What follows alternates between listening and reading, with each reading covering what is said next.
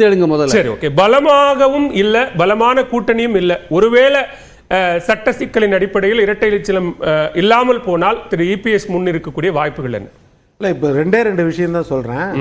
இப்போ நீதிமன்றத்தில் வந்துற வழக்கு வந்து நீதிமன்றத்தை பொறுத்த வரைக்கும் எப்படின்னா கடிவாளம் கட்டிய குதிரை மாதிரி என்ன பிரேவோ அந்த சப்ஜெக்டில் தான் நீங்கள் ஆர்கியூ பண்ண முடியும், நீங்கள் இது பண்ண முடியும், பாயிண்ட் கொடுக்க முடியும். அப்போது நீங்கள் சூரியமூர்த்தி கொடுத்துருக்கிற பிரே அதுக்கு ஆதரவாக பேச போறீங்களா, எதிர்த்து பேச போறீங்களா? இந்த ரெண்டு தான் அங்கே சப்ஜெக்ட்.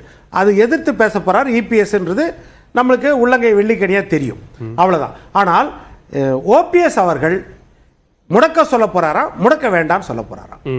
பிஜேபியின் ஒருவேளை பிஜேபி ஆசைப்படுற குரலா அங்க பிரதிபலிக்க போறாரா?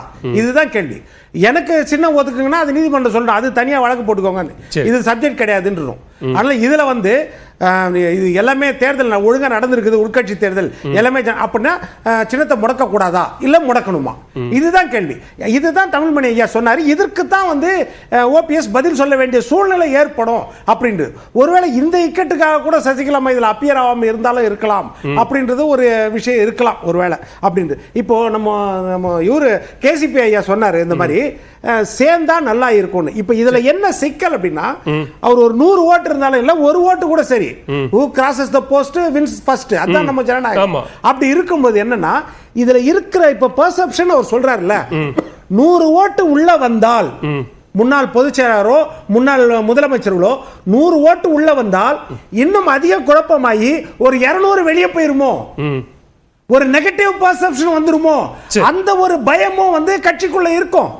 இதுவும் இருக்கலாம். ஏன்னா நாட் ப்ரூவன் மெஜாரிட்டி, பெர்செப்ஷன் மட்டும் தான் அவர் சொல்றாரு. அதாவது எதிர வந்து போட்டி அரசியல்ல ப்ரூவன் மெஜாரிட்டி கிடையாது. அவங்க கிட்ட 100 ஓட்டு இருக்குதோ, 5 ஓட்டு இருக்குதோ, 1 லட்சம் ஓட்டு இருக்குதோ, அது கிடையாது. ஆனா என்னன்னா அவர்கள் உள்ளே வரும்பொழுது ஏற்கனவே ஒரு கட்டமைப்பை ஏற்படுத்தி, ஒரு வருஷமாக மிகப்பெரிய கட்டமைப்பை ஏற்படுத்தி ஓரளவுக்கு வளர்ச்சி அடைந்த நிலையில மறுபடியும் குழப்பத்தை ஏற்படுத்த 100 உள்ள வரும்போது 200 வெளியே போயிருமோ, அந்த சந்தேகம் இருக்கும். சுப்ரத்னம் ஒரே வளர்ச்சி ஆயிருக்கு, 11 முறை தோத்தது வளர்ச்சியா?